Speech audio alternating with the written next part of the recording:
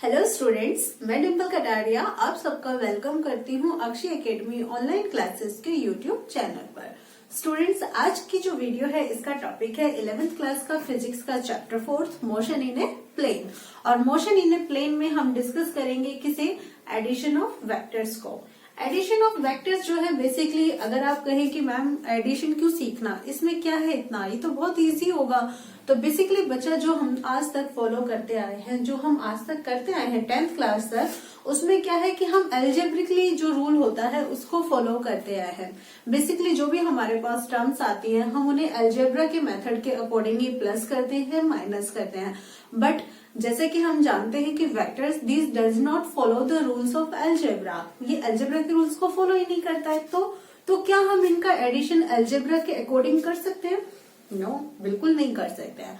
तो इनको ऐड करने के लिए हमें एक डिफरेंट मेथड की रिक्वायरमेंट होती है, जिस मेथड को हम बोलते हैं ग्राफिकल मेथड। ठीक है बच्चा, तो आज का जो हमारा जो कॉन्सेप्ट है एडिशन में, हम डिस्कस करेंगे ग्राफिकल मेथड को। ग्राफिकल मेथड आप बोल सकते हैं इसे, या फिर आप बोल सकते हैं ज्योमेट्रिकल मेथड, क्योंकि जब भी हम वेक्टर्स को ऐड करेंगे तो हम एल्जेब्रिकली मेथड को फॉलो नहीं करेंगे। अब कॉन्सेप्ट आता है कि हम जब वेक्टर्स को ऐड कर रहे हैं तो इस प्रोसेस को हम क्या कहते हैं। So this process is called addition of vectors और composition of vectors. Okay, when the two vectors are added then the process is known as addition और कंपोजिशन ऑफ वेक्टर्स। तो एडिशन और कंपोजिशन का ये प्रोसेस का concept तो clear हुआ, लेकिन अब चलो हम स्टार्ट कर रहे हैं। ओके, हमारे पास कोई भी दो वेक्टर्स है, हम उन्हें ऐड कर रहे हैं। अब ऐड करने के बाद हमारे पास क्या होगा, finally we will get a single vector, हमें एक सिंगल वेक्टर मिलेगा and that will be called resultant of vector. यानी कि जब भी आप उनको ऐड कर रहे हो, लाइक आपके पास कोई भी वेक्टर है, ओके, फर्स्ट वेक्टर, आप उसको ऐड कर रहे हो सेकेंड वेक्टर से, और जो आपको मिलेगा वो आपके पास क्या होगा, रिजल्टेंट वेक्टर होगा। तो जरूरी नहीं है हम यहाँ पर कि हम दो ही वेक्टर्स को ऐड करें, हम दो से ज्यादा वेक्टर्स को भी ऐड कर सकते हैं, लेकिन सबसे पहले हम स्टार्टिंग कर रहे हैं। सो हम यहाँ पर स्टार्टिंग करेंगे एडिशन ऑफ टू वेक्टर से। So addition of two vectors में हमारे पास कुछ लॉज हैं, जिनमें हम फर्स्टली फॉलो करते हैं किसको, ट्रायंगल लॉ को। तो आज हम डिस्कस करेंगे triangle law of vector addition.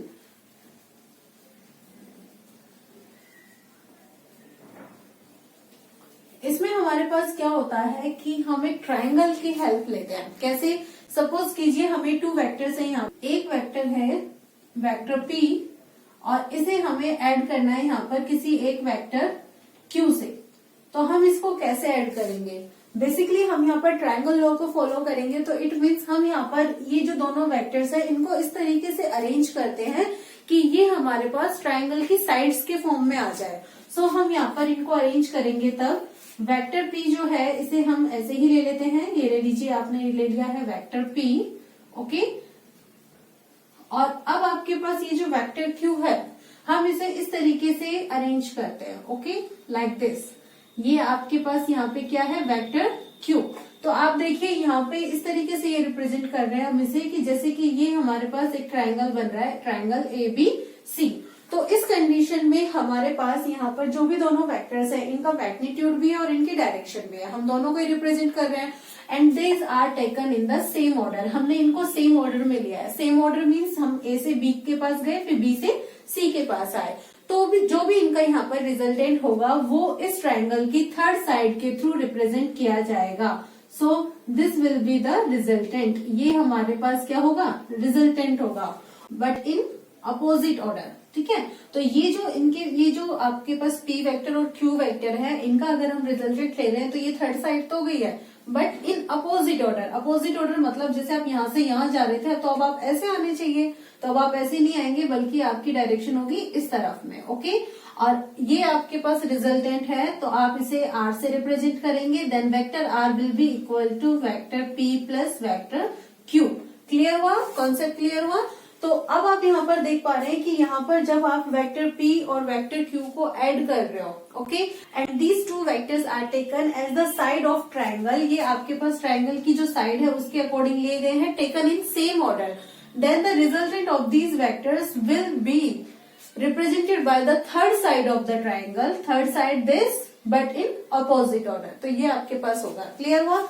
अगर आप इसको इस तरीके से भी रिप्रेजेंट करते हैं तो finally we can say that vector r is equal to vector p plus vector q, और we can also write it like vector r की जगह आपके पास क्या है यहाँ पे ac, okay, ac side of triangle, that means ac, vector ac is equal to vector ab plus vector bc, ये आपके पास कॉन्सेप्ट हो जाता है, ठीक है, क्लियर हुआ।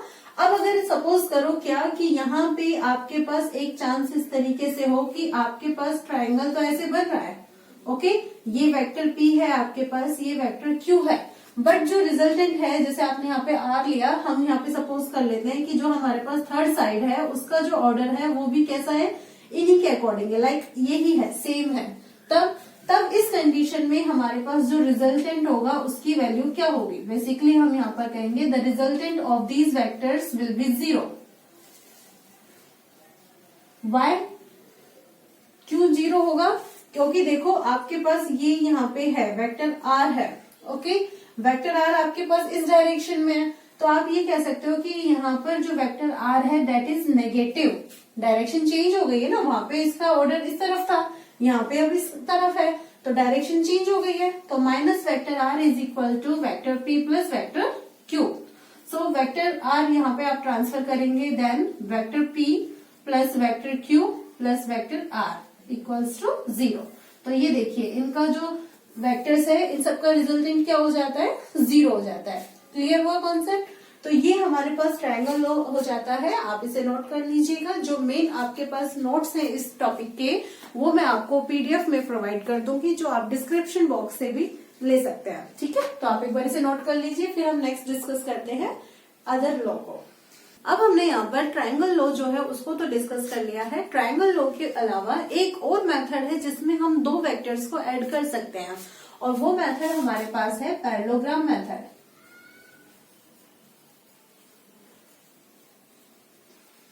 पैरेललोग्राम मेथड जैसा कि नेम से ही क्लियर है कि यहाँ पे आपको एक पैरेललोग्राम की रिक्वायरमेंट है, ओके।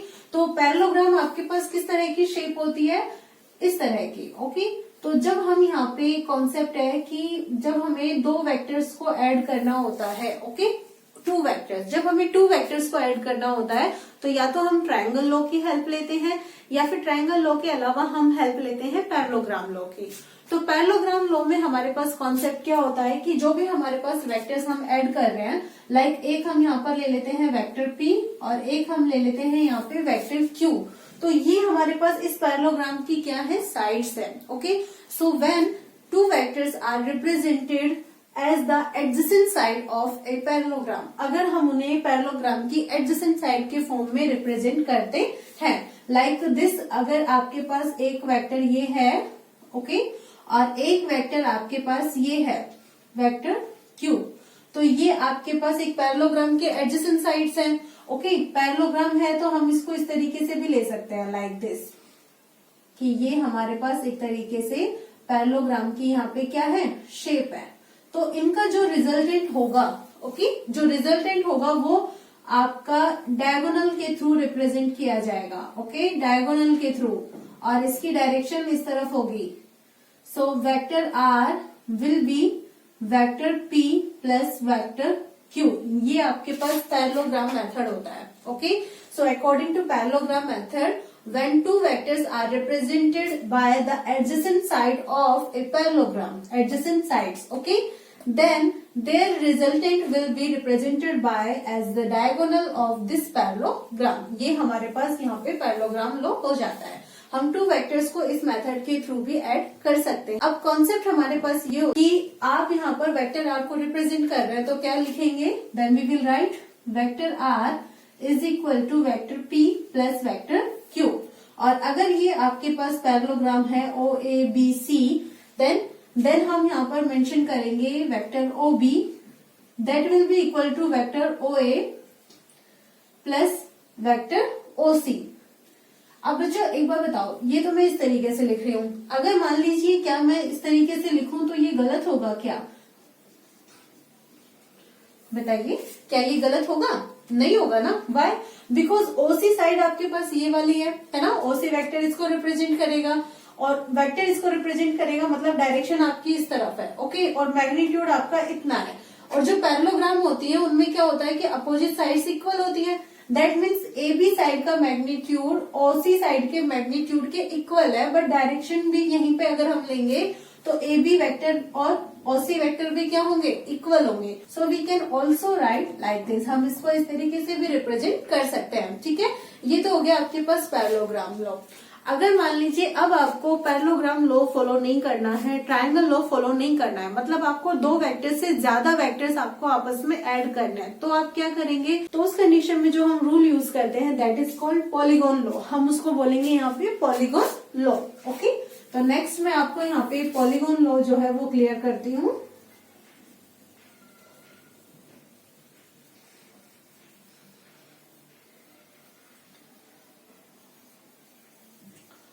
पॉलीगॉन लॉ में क्या होता है कि जैसे ट्रायंगल लॉ में ट्रायंगल बनता है, पैरेललोग्राम लॉ में पैरेललोग्राम बनता है, ऐसे ही पॉलीगॉन लॉ में पॉलीगॉन बनेगा। पहली बात तो ये है।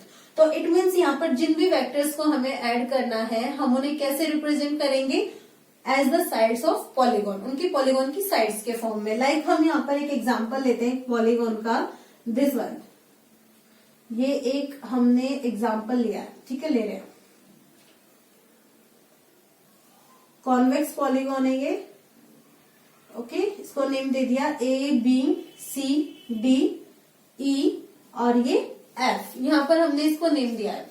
अब सपोज कीजिए कि ये जो इसकी ए बी साइड है ये यहाँ पर वेक्टर पी को रिप्रेजेंट करती है। ओके, और इसके बाद ये बी सी साइड यहाँ पे वेक्टर क्यू को, डी साइड वेक्टर एस को, उसके बाद डी ई साइड वेक्टर मान लीजिए हम यहाँ पर ले लेते हैं टी, और ई एफ साइड हमने यहाँ पर ले ली है क्या, यू। हमने इस तरीके से ये पॉलीगॉन लिया है। यहाँ पे इस पॉलीगॉन की जो साइड्स है इनको रिप्रेजेंट कर रही है। ठीक है, तो ये जो फाइनल साइड होगी हमारे पास, ये फाइनल साइड क्या करेगी, इन सबका रिजल्टेंट होगी। ओके, रिजल्टेंट तो होगी, बट अब देखो इन सबका तो ऑर्डर ऐसे चलता आ रहा है, लेकिन इसका ऑर्डर ऐसे नहीं आएगा, इसका ऑर्डर कैसा हो जाएगा, अपोजिट हो जाएगा। Opposite that means like this. तो ये आपका यहाँ पर रिप्रेजेंट करेगा किसको, वेक्टर आर को। सो वेक्टर आर आपके पास यहाँ पर होगा इन सबका सम। सम में सबसे पहले आपके पास vector P, vector Q, vector S, vector T, then vector U. अब आप सोचेंगे कि मैम ऐसा कैसे होगा, वाई क्यों होगा इस तरीके से। तो चलिए हम एक काम करते हैं, इसको अच्छे से डीपली डिस्कस करते हैं। तो सबसे पहले मैं यहाँ पर इसको एक बार मतलब दोबारा से जो है बना देती हूँ। ओके, ये मेरे पास एक हेक्सागोन की शेप है ना। अब हमने स्टार्ट किया है यहां से। Okay, A B C D E F, ये हमारे पास पॉइंट्स है। अब हम यहाँ पे चेक करना चाहते हैं कि क्या सच में ऐसा होता है या नहीं होता है जब हम दो से ज्यादा वेक्टर्स को ऐड करते हैं। तो हम यहाँ पर सबसे पहले तो ए बी वेक्टर ले लेते हैं पी, और ये वेक्टर ले लेते हैं यहाँ पे क्यू। ठीक है, और ये इनका ऑर्डर है। तो बच्चों यहाँ पर आप ट्रायंगल लॉ को फॉलो करा सकते हैं ना। क्यों? क्योंकि उस कंडीशन में हम ना यहाँ पर ऐसे सपोज कर लेंगे कि ये हमारे पास क्या है, एक ट्रायंगल बन रहा है। ओके, तो अगर आपके पास ये ट्रायंगल बन रहा है तो ये जो आपके पास वेक्टर ए सी होगा इसकी वैल्यू किसके इक्वल होगी, थर्ड साइड होगी ना ट्रायंगल की, and this will be equal to vector A B plus vector B C. और ए बी की वैल्यू आपके पास क्या है, पी, और बी सी की वैल्यू क्या है, क्यू। तो इट मीन्स आपके पास इसकी वैल्यू होगी vector P plus vector Q. Is it true? यहाँ तक सही है। ओके, अब नेक्स्ट टाइम हम ना यहाँ पे ये हमने कौन सा ट्रायंगल लिया है, ट्रायंगल ए बी सी। अब जैसे हमने ये ट्रायंगल लिया है ना, नेक्स्ट टाइम हम अदर ट्रायंगल ले लेते हैं और ऐसे यहाँ से डी से ए को मिला देते हैं। ओके, ये हमने डी से ए को मिला दिया है। अब आपके पास ये ट्रायंगल बन जाता है ट्रायंगल ए सी डी। इस ए सी डी ट्रायंगल में आपके पास ए सी साइड है कि क्या वैल्यू है इसकी, vector P plus vector Q. Okay, और ये जो सीडी साइड है, सीडी साइड की क्या वैल्यू है आपके पास, वेक्टर एस। आपने यहाँ पर वेक्टर एस ले लीजिए, तो आपके पास सीडी साइड है वेक्टर एस। तो आपके पास दो साइड्स हो गई है। ओके, और ये इसका क्या है, एक ऑर्डर है। तो आपके पास यहाँ पे फाइनली AD साइड की वैल्यू क्या हो जाएगी, वो इन दोनों वेक्टर्स का ऐड हो जाएगी, यानी कि वेक्टर P प्लस क्यू और S। तो P plus Q plus S यहाँ पे हो जाएगा। क्लियर है। और ऐसे ही अगर हम कैलकुलेट करना चाहें किसको, AE को, तो आप मुझे बताएंगे AE की वैल्यू क्या होगी। AE देखो P plus Q plus S तो ये है, और ये वाला वेक्टर आपके पास क्या है, वेक्टर T। तो आप कहेंगे लास्ट में कि this will be equal to vector P plus vector Q plus vector S plus vector T। Clear हुआ। और ऐसे ही लास्ट में ये वाला U वेक्टर है, तो ये फाइनली आपके पास क्या निकला, वेक्टर R। और सिमिलरली जब आप इसको आगे तक कंटिन्यू करते जाते हैं तो आपको फाइनली मिलता है vector R, and that is equal to vector P plus vector Q plus vector S plus vector T plus vector U। Clear हुआ कॉन्सेप्ट, समझ में आया। बस कंडीशन क्या है यहाँ पे कि जो भी हमारे पास रिजल्टेंट होता है, इसका जो ऑर्डर होता है ना, ये कैसा होता है, अपोजिट होता है। अगर इसका रिजल्टेंट का जो ऑर्डर है वो ऐसे अपोजिट ना हो, मतलब सेम ऑर्डर में हो, तो तब क्या होगा, तब उस कंडीशन में हमारे पास ये जो फिगर होगी इस तरह की होगी। देखिए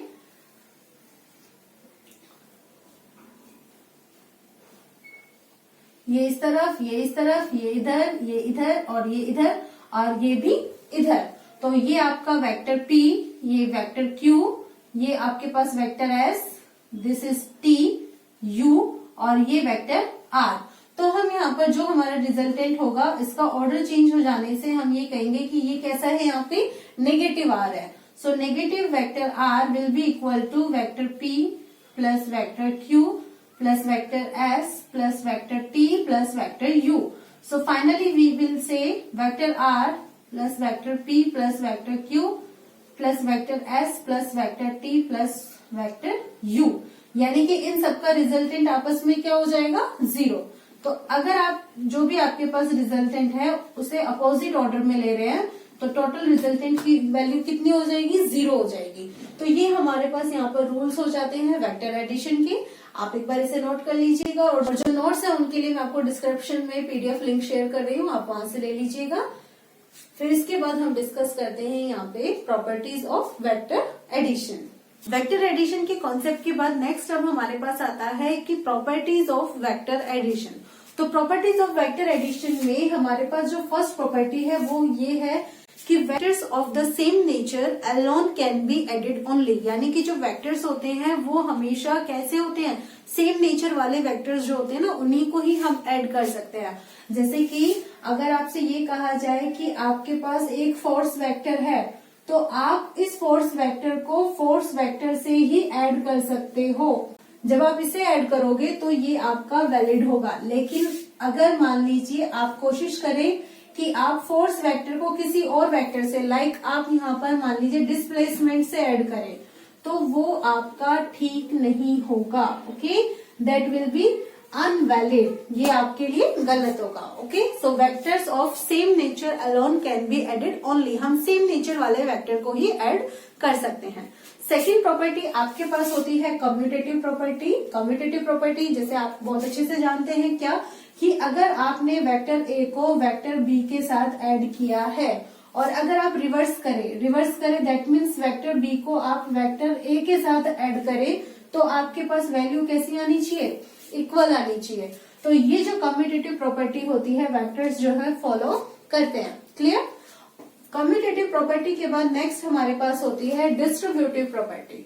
डिस्ट्रीब्यूटिव प्रॉपर्टी में क्या होता है, सपोज कीजिए आपके पास वेक्टर्स का सम है और आपने उसे किसी अदर क्वांटिटी से ऐड यहाँ पे कर रहे हो, तो आप यहाँ पर जब इसको एक्सपेंड करते हो तो आपके पास अगर ये वैल्यू आती है तो ये भी यहाँ पे कैसी होती है, वैलिड होती है।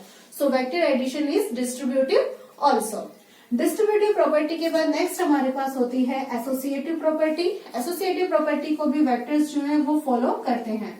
एसोसिएटिव प्रॉपर्टी के अकॉर्डिंग ये आपकी कंडीशन होती है, मतलब आप इसमें कैसे भी ऐड कर सकते हो, आंसर सेम आएगा। लाइक आपने यहाँ पर वेक्टर बी और सी को पहले ऐड किया है और फिर आप क्या कर रहे हो, ए से ऐड कर रहे हो, या फिर अगर आप यहाँ पे वेक्टर ए और बी की वैल्यूज को पहले ऐड करें और सी से बाद में ऐड करें तो भी आपके पास आंसर कैसा आएगा, सेम आएगा। ओके, तो ये आपके पास प्रॉपर्टीज होती हैं। फर्स्ट प्रॉपर्टी जिसमें मैंने आपको बताया कि vectors of same nature alone can be added. Second property, vectors जो है वो कम्यूटेटिव लॉ को फॉलो करते हैं। थर्ड, वेक्टर्स जो है वो डिस्ट्रीब्यूटिव प्रॉपर्टी को फॉलो करते हैं।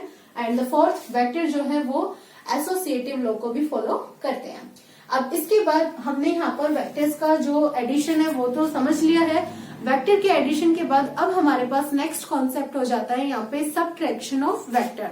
सब्ट्रैक्शन मेथड में हम यहाँ पे डिस्कस करेंगे क्या कि किसी एक वेक्टर में से किसी दूसरे वेक्टर को माइनस कैसे किया जाता है।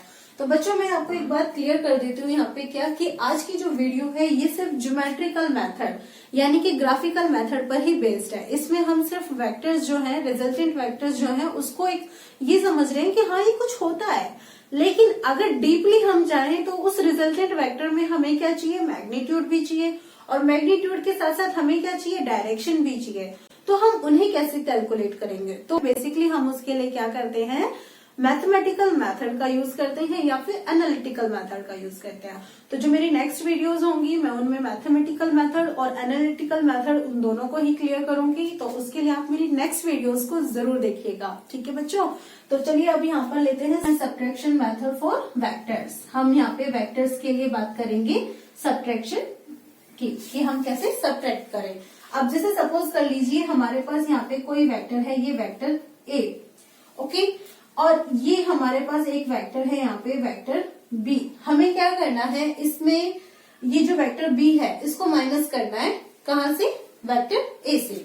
तो हम यहाँ पर कहेंगे we have to follow subtraction of vector B from vector A. हमें वेक्टर ए में से बी को माइनस करना है। तो बेसिकली बच्चा जब हम इसको माइनस करेंगे तो हम कैसे रिप्रेजेंट करेंगे इसको, हम इसे रिप्रेजेंट करेंगे इस तरीके से, vector A minus vector B. तो यहाँ पर सब्ट्रैक्शन का हमारे पास ये प्रोसीजर होता है क्या कि अब आप कहोगे कि मैडम अब तो आप माइनस कर रहे हो, अलजेब्रा ले आए आप, लेकिन बेटा अलजेब्रा तो फॉलो करना ही नहीं है। तो फिर क्या करेंगे, अब अलजेब्रा में हम क्या करते हैं, सिर्फ साइंस को यूज करते हैं ना, और वही जो नेगेटिव साइन होता है हमारे पास वेक्टर में उसका मतलब क्या होता है, मतलब डायरेक्शन अपोजिट, यही तो होता है। इट मीन्स यानी कि जो भी हमारे पास ये वेक्टर बी है हम इसकी डायरेक्शन को अपोजिट करेंगे और डायरेक्शन को अपोजिट करके हम यहाँ पे क्या कर देंगे, ऐड करेंगे। ओके, ऐसा नहीं है कि हम यहाँ पर अलजेब्रा को लेंगे, सब्ट्रैक्शन कर रहे हैं लेकिन अलजेब्रिकली मेथड से नहीं कर रहे हैं, हम कर रहे हैं वेक्टर एडिशन मेथड से ही। तो हम यहाँ पर एडिशन ही कर रहे हैं, बस जो भी हमारे पास वेक्टर है उसकी हम यहाँ पे क्या कर रहे हैं, डायरेक्शन जो है वो रिवर्स कर देते हैं, चेंज कर देते हैं। तो हम यहाँ पर इसको बोलेंगे फिर क्या, वेक्टर सब्ट्रैक्शन। अब देखिए कैसे कि ये आपके पास वेक्टर ए है, ओके, ये लीजिए आपने लिया वेक्टर ए। अब बच्चों अगर आप ट्रायंगल लॉ को फॉलो करते हैं, मतलब अगर आप इसे ऐड करते हैं तो आपके पास ये वेक्टर बी जो है वो इस तरफ आता, राइट, तभी तो आप इसको ऐड कर पाते। बट अब जैसे मैंने आपको क्या कहा कि हम यहाँ पर डायरेक्शन रिवर्स करेंगे, यानी कि अगर ये मेरे पास वेक्टर बी है तो मैं यहाँ पे इसकी डायरेक्शन को रिवर्स अगर कर दूंगी तो ये मैं किसको रिप्रेजेंट करूंगी, यहाँ पे वेक्टर बी को। ओके, तो मेरे पास वेक्टर ए ये हो गया है और वेक्टर बी मेरे पास ये हो चुका है और ये भी कैसा है मेरे पास, नेगेटिव। तो इन दोनों का जो रिजल्टेंट होगा, ओके, एक तरीके से तो मैं ऐड ही तो कर रही हूँ यहाँ पे, तो इन दोनों का जो रिजल्टेंट होगा, अब देखो ये ऑर्डर ऐसे है तो इसका ऑर्डर ये होगा। तो ये आपके पास किसको रिप्रेजेंट करेगा, इन दोनों के सब्ट्रैक्शन को। ओके, इस तरीके से हमें यहाँ पर जो रिजल्टेंट मिला है वेक्टर आर, वो हमारे पास क्या है, vector A minus vector B के इक्वल हमें मिला है। क्लियर हुआ कॉन्सेप्ट, समझ में आया।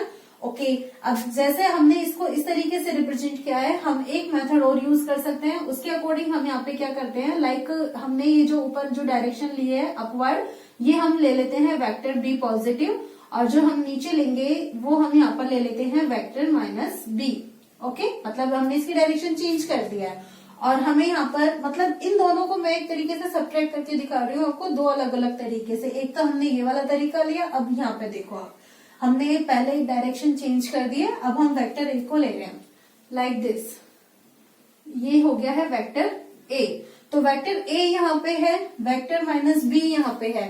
अब यहाँ पर तो ये आपके पास ट्रायंगल लॉ को फॉलो कर रहा था, लेकिन यहाँ पे तो ट्रायंगल लॉ नहीं बन रहा ना। यहाँ पे कौन सा लॉ बन रहा है, देखिए, एक साइड इधर एक साइड इधर, तो आप ये कह सकते हो इस तरीके से आपके पास ये आएगा ना। तो ये हमारे पास पैरेललोग्राम लॉ जो है यहाँ पे फॉलो हम यहाँ पे करेंगे, और पैरेललोग्राम लॉ हम लेंगे तो इनका जो रिजल्टेंट होगा हमारे पास वो डायगोनल के थ्रू रिप्रेजेंट होगा। ओके, ये जो आपके पास डायगोनल होगा ये इसका रिजल्टेंट होगा, और इसकी वैल्यू क्या होगी हमारे पास, vector A minus vector B.